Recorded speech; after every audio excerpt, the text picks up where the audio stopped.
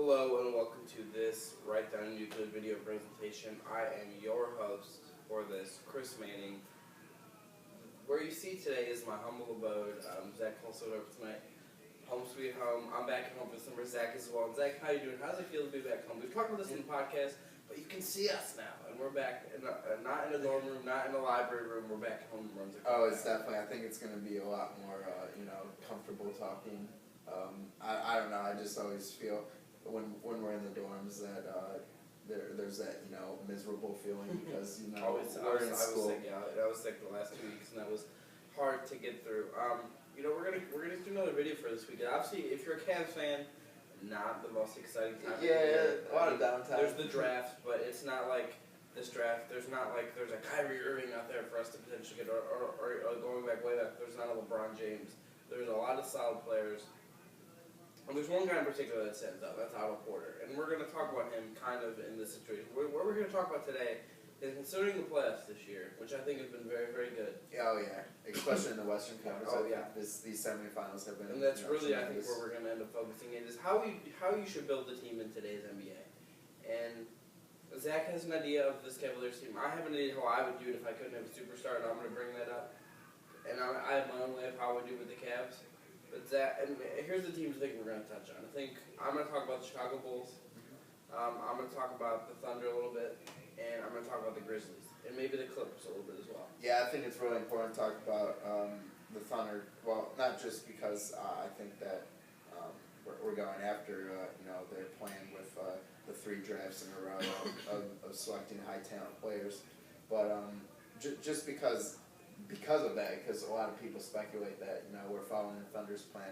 I don't necessarily think we're following the Thunder's plan, but I do think that we're going on that similar path that we could potentially be at their level within 3 years, 3 seasons, because next season, in my opinion, you need to compete for a playoff spot. Yeah. And here's I understand it, but I think first of all that the Thunder is a little different because of where their positions got drafted. Yeah, that's the first reason. You have Durant at the small forward. You have Harden, who I'm kind of thinking that maybe they should have kept him instead of Sean Westbrook. I'm starting to come to that idea for some reason. We can talk about that another day. But then you have Westbrook, and you have a lot of role guys. The Cavaliers are stronger in one particular area naturally, up front. I mean, regardless of what you think of Tyler Zeller, when he's on his best, with Tristan, a healthy Anderson, and Maurice Bates on the roster right now, technically, that's a better front court, in my opinion, than the Thunder had with Perkins and Collison and Ibaka. Yeah, and I think that once Zeller kind of got acclimated with that pick and roll offense, he was shooting a lot better outside, and he was feeling more comfortable and less scared than we saw him a lot. I remember in particular, I went to an Atlanta Hawks game when the Hawks came to Cleveland, and Al Horford was just bullying Zeller so much, and he just looked from the start. You could tell that Horford wanted to get in his head, and that that just confused him, perplexed him, frazzled him. But I think a lot of that went away once he became familiar on the offensive end, and I think you're right that this front court definitely has the potential to, or it could even be better right now, like you said, than the Thunder's. But I like the young core, and I think that's a reason to think that they could be better or had the potential to be much better than the Thunder's front court. Yeah, and here's before we talked about. You told me before we started recording that you think the Warriors are the team. I have 2 teams that come to mind for me. First, I'm going to go with the Clippers. I think, and the reason is I think it's obvious. Best player is at the point guard position. Chris Paul, Kyrie Irving. But one of the things you can learn from the Clippers is Blake Griffin's a good player. DeAndre Jordan's a good player. And they have a lot of good players, but they might have too many. I don't think Bill Negro is that good of a coach anyway. I was never a fan of him as a coach. Yeah, I think he's out too. Yeah, he's definitely going to get the axe, or at least he should. But the Cavaliers are going to have an advantage there in that where the rebounding, if they keep Anderson and Tristan develops well, and maybe Tyler develops, they'll have a better rebounding court. I think Which I think with the Clippers, when they played the Grizzlies, was a huge part of them losing. But you have Chris Paul, you have a wing scorer, and Dion Waiters' feet develops. You have the bigs, less explosive but better defensively long term and better rebounding. And you're missing an Eric Bledsoe type player and a few just key role players, and that's the kind of team we brought. But then the second team, Chicago Bulls, Derrick Rose, Kyrie, different style of players. Marcelo Rose when he's at his best. We just talked about this at Kind of Talk Conversation, so read that. He drives. Kyrie's more of a jump shooter with a legitimate. Much more to create. Yeah, he's got range ability. But with Noah, with Taj Gibson, with Carlos Boozer, that's a 30 group of guys that rebounds a lot better than the Cavs big man, mind you. But that's the kind of upfront the Cavs should try to get. Yeah, and what's definitely the glaring difference between those teams is what's missing at the small forward, and I think Luol Deng is a great specimen to play the three, and Otto Porter. We've heard we've talked enough about this, but he could definitely be that guy that puts us at the next level. I don't know what you think about what kind of comparison you see with him fitting in if one of the teams that you selected as one of the 4 teams that you mentioned before we started talking, the one of the 4 teams that you thought would that the Cavs are following their model. I don't know, where do you see Otto? Do you see an Otto Porter in any of those 4 teams? Well, Tayshaun Prince. I think he's Tayshaun Prince. I think he's the younger version of Tayshaun Prince. Tayshaun's a guy who a lot of people, including myself, kind of cast off as over the hill. Long and lanky too.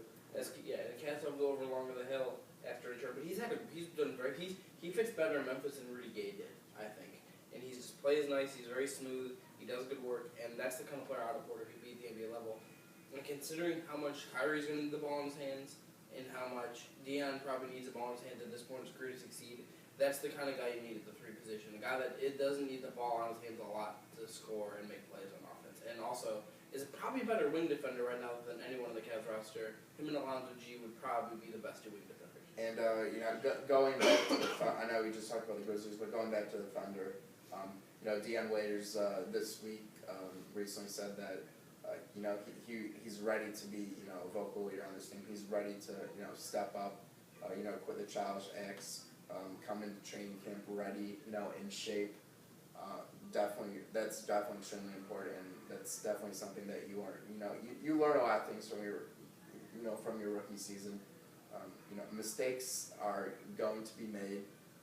There are definitely players who come in who are just so self-motivated that things like that don't happen. But just where Waiters is from and just his attitude, I think though that changed a lot. I think Byron Scott had a lot to do with that. It's a shame that he won't be working with him anymore. But Mike Brown will definitely clamp down on him, especially in defense. Mm-hmm. And that will be good because I think he'll help create him into the vocal leader he needs to be, and with whoever our 3 is going to be, I don't think Alonzo Gee will be starting at the 3 this season. Probably no matter what happens, no matter if Porter goes before if they don't take Porter, there isn't a 3 in this draft that really strikes me as. Yeah, I just don't think Bennett really fits well with the Cavs, especially with how we have he'd be like a smaller, and you're not going to. If you're the sword of the SB Nation catalog, just saying that you can play all the Debo 3, but he's not that big. He's 6'5". Yeah, maybe pushing it. If you're going for Oladipo, you definitely want to get him at the 2. Yeah, I would not start him over Waiters. Definitely. He's probably going to be better in defense, but Waiters and that's a good player to come off the bench. Oh, maybe he.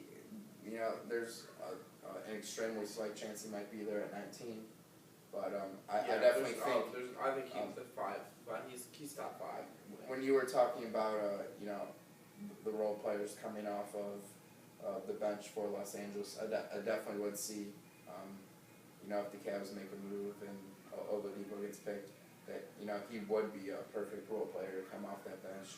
Just because I think defense coming off the bench is much more important than offense, because we've seen the second unit.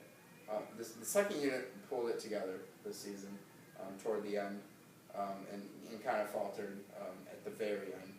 But I think that the main problem why they had their fair share of struggles is because there weren't many defensive minded players. There's a lot of players who wanted to get their shots in. I see Wayne Ellington as that type of player who I've grown to love, but he's not a great defensive asset, and when he gets cold from three, it can be really detrimental. It's the same thing with CJ as well. Mm-hmm. I think one of those guys is going to be a guy they should invest in for a decent long term. But yeah, and CJ would be my guy. I know we're getting kind of off topic, but I think this all is relevant because we're talking about how to build a team, and if we're looking at some of a lot of teams right now, it's unrealistic to expect the Cavs to go out and do what the Heat did and get 3 superstars in one offseason. Add 2 to your 1. And I think that's going to wrap it up for this one. I think this is a pretty. If I do see someone told me pretty free flowing. Pretty free flowing here. We're back in home, the Manning abode. Sorry, I apologize for the coughing. I'm dealing with the ramifications of a really, really brutal sinus infection. Finally, it's getting over. It's just that drip at the end of the night. It's just killing me. I apologize. Hope you enjoyed our magazine selection up front there. You can follow me, Chris Manning, on Twitter at @CWRight. You can follow Zach at KolestarZ, KOLESTARZ. You get that? Perfect.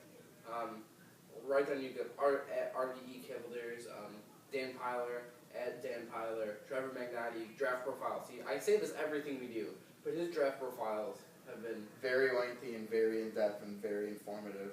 Must read. He's definitely sold me on a lot of players. Yeah. So maybe a little too much that I just want to give up all our future draft picks. Yeah, I told him today that look for his one Anthony Bennett. I'm still even though he's that third option who I would pick, I just not a huge fan of how he fits in with his team. He's not going to fit in at the 3 with the Cavs. And that'll do it. Again, at @CWRight, at KolestarZ, at RD Cavaliers, WriteThatNuclear.com.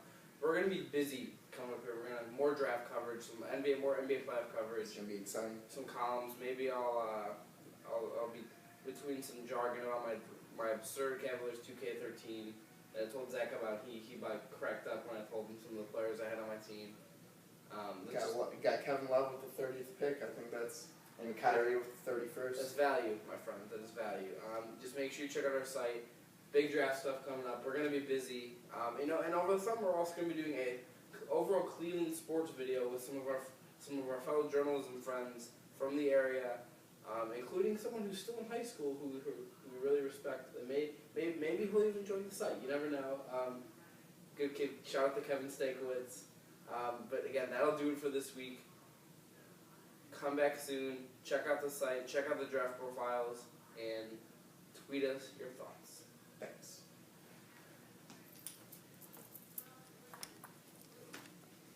Not too long.